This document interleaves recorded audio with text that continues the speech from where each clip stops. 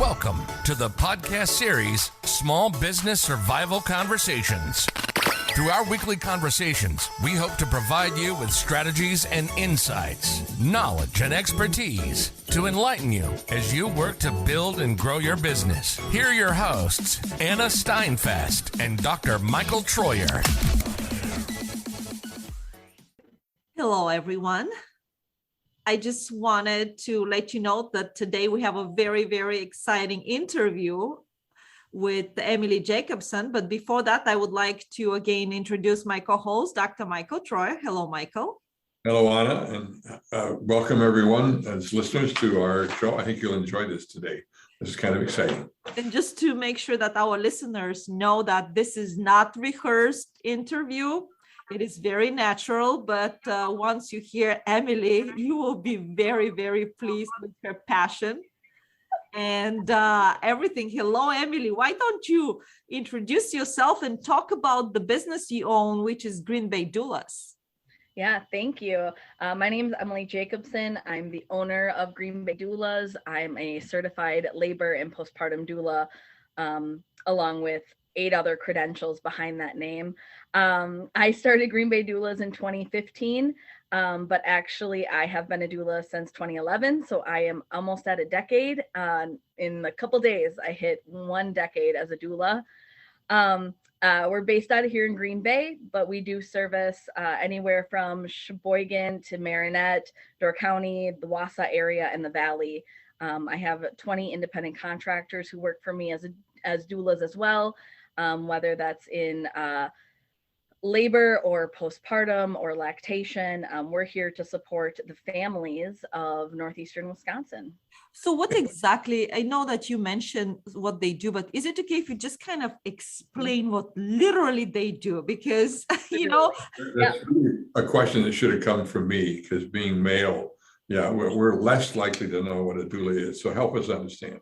Yeah, I mean, to be honest with you, only 5% of the national population utilizes a doula, and that's because they don't know they exist. So most of my job is education. I like to think in pictures. So for us, we're the event planners for your pregnancy and labor journey. We provide emotional, informational, and educational support, physical support during this journey for everybody. The difference between us and a midwife is that we are non-medical providers. We don't do anything medical. So kind of the joke is we work from the waist up. I like that term, event planner. What a great way of getting it across. Tell us a little bit about what's the path that led you as an entrepreneur to doing now what you're doing? Absolutely. So I have a summer birthday. So I was 17 when I graduated high school. I was 21 when I graduated college. I didn't know what I wanted to do with my life. I've always been kind of a nurturer by trait. That's just kind of who I was. I have a large theater background, so I didn't know how that would help me either. I worked with children with special needs as a respite provider and ABA therapist all throughout college. So honestly, I thought that I was going to start my own nonprofit for children with disabilities and form a theater troupe. That was going to be kind of what I thought I would do with my life. So when I graduated college, I kind of put out 3 things to the universe. 1 was that I wanted to be a forever learner, just who I was. 2, I wanted to be able to raise my children as I saw fit. I was raised by a single mom, and I saw her struggles firsthand on days that I was sick or days I didn't have school. I wanted to be able to go on field trips with my kids. I wanted to be able to be part of their everyday lives. And so that was one of my other criteria for life. And then the third part of it was that I wanted to be seen as a pillar in my community. I've always been that person. In high school, I was on the social studies academic team and show choir and drama, and I wanted to hang out with the cool people. So I started a guitar club. So I've always been like this. So it's just who I am. But I put those 3 things out to the universe. And soon after, my sister-in-law contacted me and let me know that she was actually expecting and asked me if I would be her labor support. I didn't know what that meant, but I was interested in helping her, obviously. This was also the time that DVRs had come out, and that was the new cool thing. So my husband, who was my boyfriend at the time, we recorded everything we could. And there was a show called Pregnant in Heels on Bravo, starring Rosie Pope, who was a concierge to these really fancy New York women. And I was like, that would never fly in Green Bay. But one of her episodes, she brought a client to see a doula. And I was like, whoa, that's an interesting word. Okay. And then when my sister had asked me to be in the room, I went to the Madison. I lived in Madison at the time. I went down and went to the Madison Birthing Center and said, is there a book I could read about how to support someone in labor? I didn't know how to do that. And they said, sure, it's called a doula. And I was like, oh, there's that word again.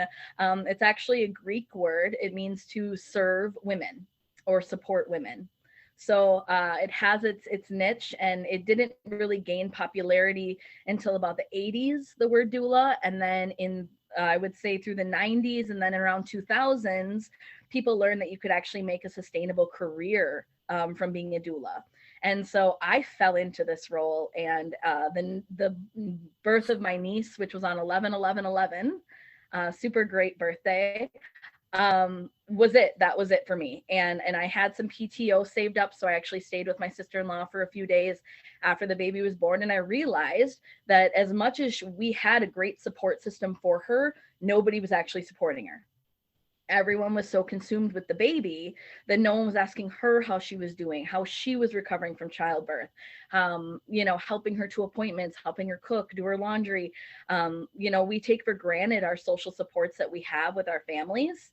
And we have a lot of transient people that come from all different places that come to Green Bay to work and live.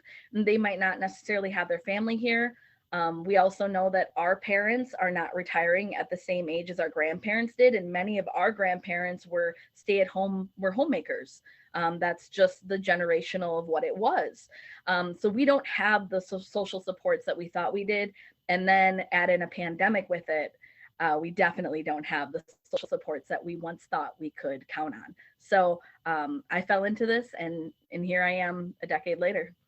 I'm going to grab that last phrase. I fell into this. I think that is a message for those who would be entrepreneurs, that you don't have to have that idea since birth.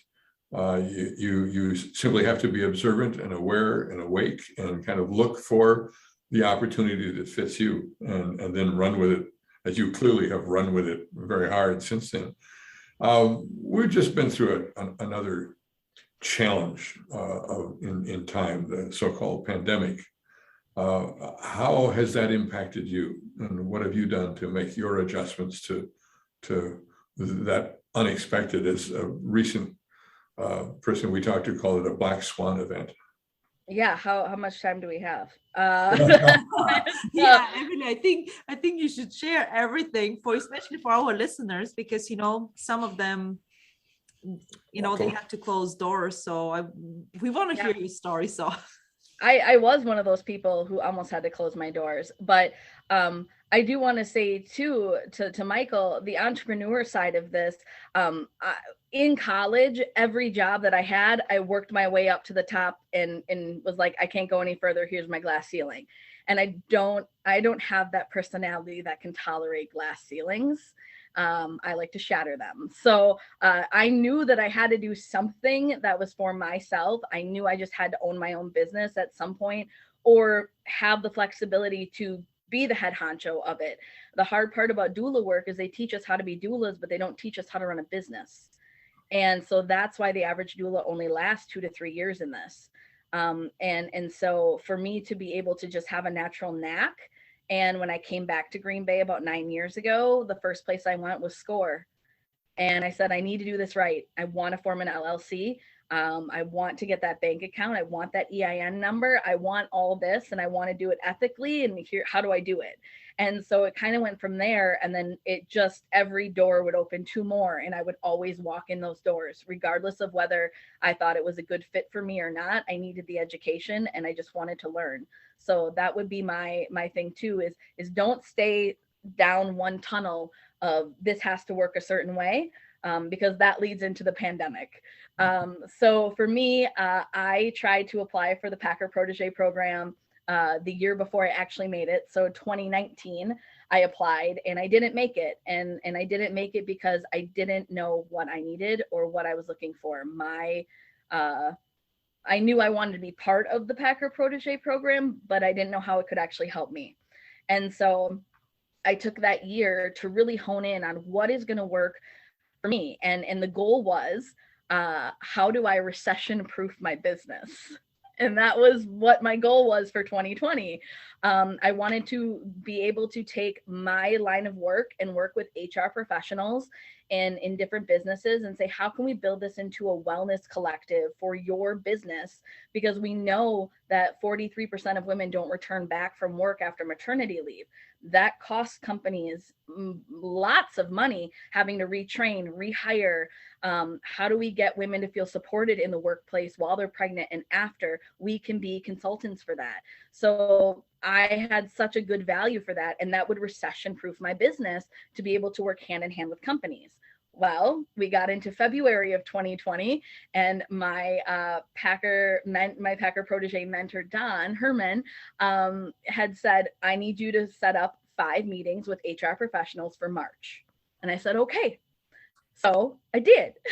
And then a pandemic hit, and HR people were not someone you wanted to even look in the eyes, to be honest with you. They were so overwhelmed, so taxed. And all of a sudden, for my line of work, we're in hospitals. We go where our clients birth, whether that's a home birth, a birth center, a hospital. And all of a sudden, we have clients who are due any day, any minute. We are unable to access the hospital system with our clients. And we also provide postpartum care. We work for a lot of doctors. We work for Packer clients. We work for teachers. We work for everybody under the sun. There's really, every kind of thing you can think of, we've worked in that with those people.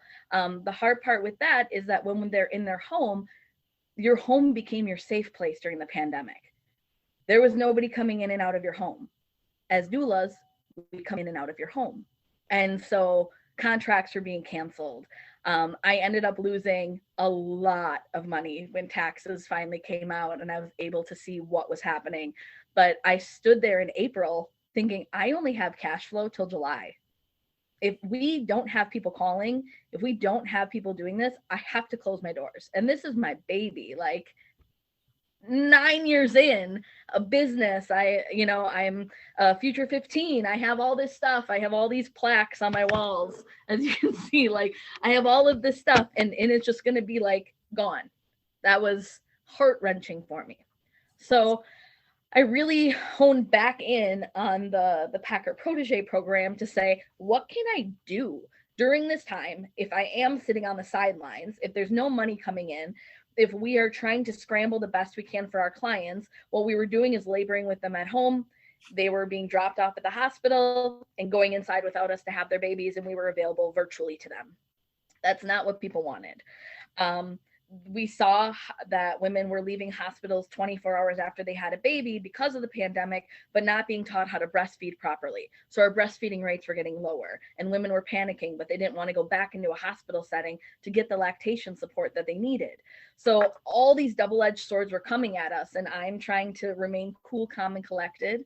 And then I have my own panic happening with my own family, obviously, of their safety. I have the panic of the clients. I have my contractors. So to say I was under a small amount of stress would be rather accurate. But one of the huddles that we had together with the Packer Protege program was our huddles. And at that huddle, there was a word that got thrown out there called the Wisconsin Procurement Institute. And I said, I don't know what that is. What is that? And that was one of those doors that I would never go down because it wasn't relevant to me, but I know better than that. And I took the opportunity and I met with the Wisconsin Procurement Institute. I worked with my mentor on, we had to stop the HR recession proof thing, and we pivoted. And pivoted is the big fancy word, but that's what we did. I went back and I built a virtual classroom of our childbirth education so that people could access childbirth education virtually through a classroom at their own pace. We now have a grandparents class. We're building our lactation class.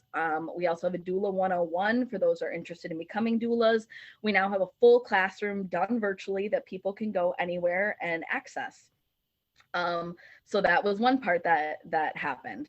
Secondarily to that, then I was able to work with Wisconsin Procurement Institute and go back to the foundation of my business and make sure that there were no cracks in my foundation, because I was trying to build levels 3 and 4, but I hadn't looked at my foundation in years. So I went back to the basics and we tore it all down. And what costs do I need? What costs are overhead that I could get rid of? How do we really finite my cash flow? Let's work and talk with the bank. And they were perfect in helping me be able to increase my line of credit, to be able to help with the cash flow issues. And that helped us keep afloat. I was able to go for the PPP and different grants that were available. And I jumped at any money that was available. I jumped at it. And I would say that, let alone having the support of the Protege program to say, hey, this came out, jump at it, I did. And that really helped.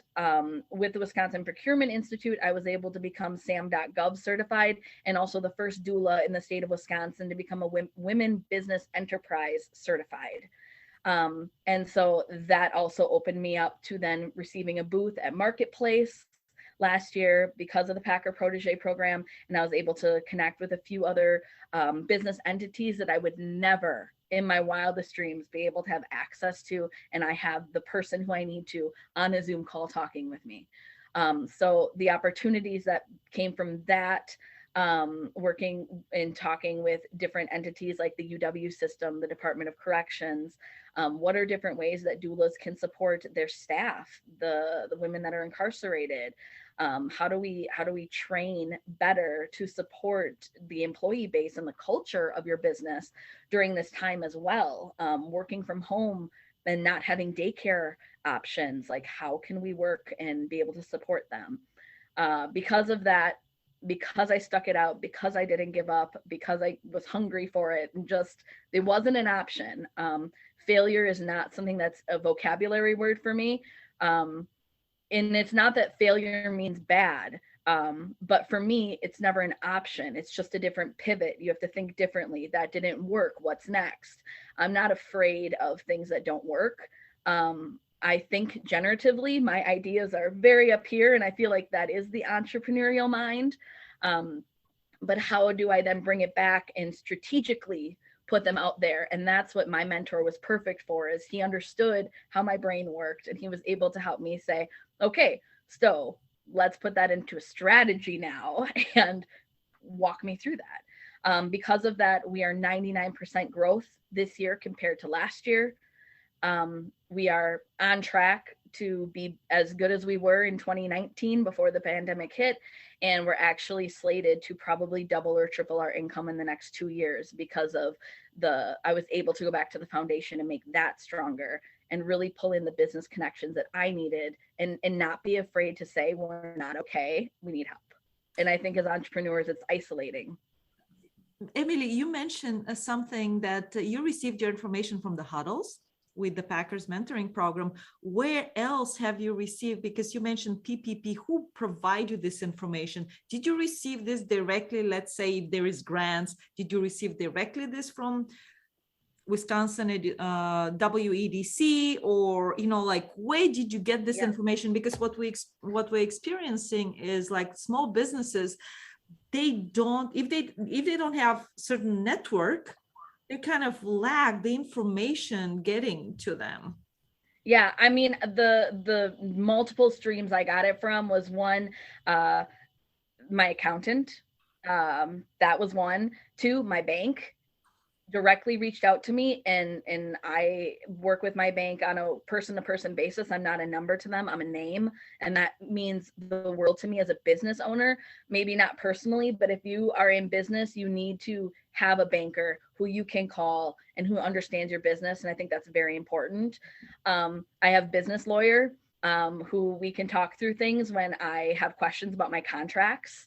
And understands my business structure. I'm not just a name. And I think that the big thing with business owners is you have to have those one-on-one connections, and that needs to be your person. they need to be my banker doula. They need to be my lawyer doula. They need to be my accountant doula. But also I got emails from the chamber, because you get a free chamber membership with the Packer Protege. And I was already a chamber member, but I got those emails saying that these funds were available. Where else? It was a lot of emails, and I think we had the time to actually look at the emails, but don't overlook the emails that come. You should really at least skim them, because sometimes there are nuggets of information, and then whatever you would send out in your newsletters, I would look and see and just skim it and see what was available out there. I had my person at the Wisconsin Procurement Institute saying, hey, have you done this? I had my mentor on me saying, hey, are you looking into this? So it's about who you have in your corner. And like I said, business ownership is very isolating. It's the iceberg. It's only what you let people see, but there's so much under the water that people don't see. And so having kind of your sounding board and finding those other business owners who get you, that maybe you guys have lunch once a quarter or once a month or something, but you have to make time to keep the relationships with people that you've built, because you never know when you're going to need them or they're going to need you. You know, we just did a webinar, and you apologize for not being there. You didn't need to be there. You said everything that we said in our webinar. We need to keep you around and tap your brain more than we're doing. I'm intrigued with that. You mentioned, of course, you went after the PPP and other sources of funding. As you went through all of this, were there other pieces that you had to pull in to survive this? That you weren't growing at one point until you did your pivot, and then you started to see growth. Was the bank there to give you resources to do that? Was technology there for you when you needed it? Did you know what technology to grab? All those things that you might think of. What were the resources you needed most to survive this pandemic? Yeah, I would say the resources I needed most was one, Zoom, in video conferencing. And that was the hard part for us as doulas, is it has always been available to us, video conferencing, but we're such an intimate setting. Like, I'm going to be with you when you have your baby. I want to be with you in person, but we were able to pivot to, let's just do Zooms. Like, we can do this.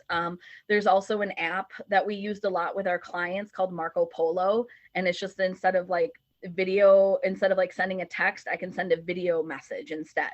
And so we video it back and forth with our clients, because we wouldn't see them as much as we normally would.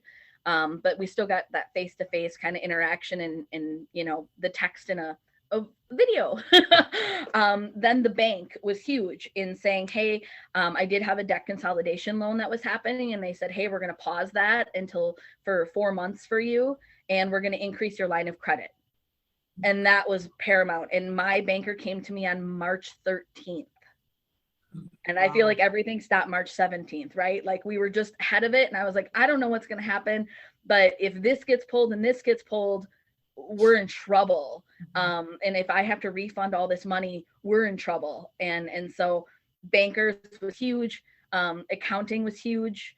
And then moving our stuff into an online classroom, we moved over to Teachable, which is literally click and paste and all this stuff. It's so easy to use that we were able to create a virtual classroom for ourselves. And you can just sign in with a coupon if you want. Our nonprofit also uses it. And it's sponsored by Schreiber Foods for the next 3 years, to be able to provide childbirth classes to those women who are in shelter care, like House of Hope, Golden House, Freedom House, but also the Adolescent Parenting Coalition in our area. So the Green Bay School District uses it as well for all the pregnant teens to be receiving a childbirth education class, because we know transportation can be an issue. All this technology you've talked about, did you know this all ahead of time? Did somebody bring that knowledge? I knew about it, but I think the pandemic gave us the push. Okay. And that was kind of what we needed to say, like, okay, in person isn't going to work anymore. What can we do? We can build a virtual classroom. That worked really great too. We can go to Zoom calls. That will work fantastically too. I really got into pushing forward in time management, because I had 2 children sitting at a computer next to me on top of me trying to work as well. So getting a scheduler for my social media was very important, and something that I'd known about, but they pushed me to do it. And I could schedule 3-4 months in advance for my social media. And so I didn't have to worry about that. So I got that, and that has been a game changer for me as well. And then I think just getting smart about the intentions of what you needed done. Everyone was kind of at first like, ooh, video conferencing will be really great. But then your friendship started to lack because you saw them on videos all day. And then nobody wanted to make phone calls or text anymore because everyone was so screened out, you know, and then everyone kind of isolates. And then I'm like, oh, I'm not networking like I used to. But then I was also feeling the fatigue of going 100 miles an hour like I always do. And I've tried to do that again, and I won't do that again. So you kind of, I feel like there are some blessings that came out of this, and there are some lessons that came out of this. And however you want to think what each scenario was for yourself, I think it was all good and there was no failure.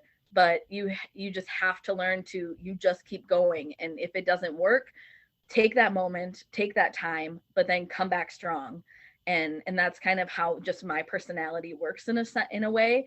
But I wasn't afraid to say to my mentor, this isn't working. I wasn't afraid to tell clients, we're struggling, I need you to write a review. Where before I would say, oh, I don't want to bother a new mom, I don't want to bother a new family. I'm not afraid anymore to say to them, would you write a review for me? Would you tell 3 friends about me? I don't need to have their information, but could you just let people know we exist? I think that having that level of vulnerability is not something that business owners want to ever show to people. They don't want to show that vulnerability. They don't, you know, but you have to at some point. You're kind of just faced with it. Either my pride is going to take me down, or I can set my ego aside and let people know that, you know, this does mean a lot to me, and the community means a lot to me, and I want them on this journey with me, and I'm not willing to just give up that easily. I mean, what is your advice? We should pretty much wrap up with one advice you have.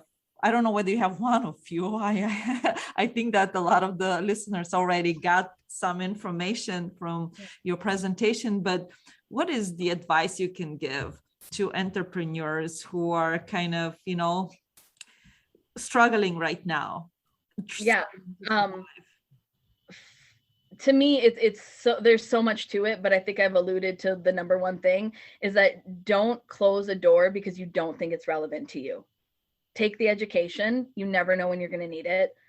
Sign up for things, attend everything free that you can, you know, be hungry for it. And even if it isn't relevant to your business, you never know how you can tie it back in. I took professional sales training, and it was business to business sales training that I took, but I'm not business to business, I'm business to consumer. So everything I learned, I had to then redo, and how would that work talking to a consumer? But it was a game changer for me. I learned so much from it. So never be afraid to not go to education because you don't think it's relevant. And go back to the foundation. Don't be afraid to go back to a SCORE person. Don't be afraid to go back to a mentor or someone who you find on LinkedIn who you're like, I want to be them when I grow up. Then ask them to lunch. Like that, it's that simple. Don't be afraid to put yourself out there, and never compare yourself to the other arenas, because it's the only arena you're in is your own. So I don't really worry about other people's businesses because they're not relevant to mine. You make me think very much too that, well, you're a very passionate person, but the thing I'm hearing come across really is beyond the passion is that you're driven, and they're different things. You're driven. You're just not going to accept it not working in some fashion, which has also made you very enterprising. All right, that's not working. I'm going to admit that. I'm going to talk to my mentor or my friends or my fellow business owners and say, what do we do now? Mm-hmm. Is that fair? Absolutely. That's what comes across. Awesome. This has been a delight, Emily. Really, just a delight. Absolutely. You're helping others too. Absolutely. Absolutely. Thank you, Emily. Again, Emily Jacobson. She's the owner of Green Bay Doulas. Thank you, Michael. And thank you to our listeners. Please listen to us to our next episode. Thank you. You've been listening to the Small Business Survival Conversation podcast. Make sure to like, rate, and review the show. And don't forget to join us next week for another episode. In the meantime, hook up with us on our Facebook group at Small Business Survival Tools and Tips. Till next time, thank you for listening.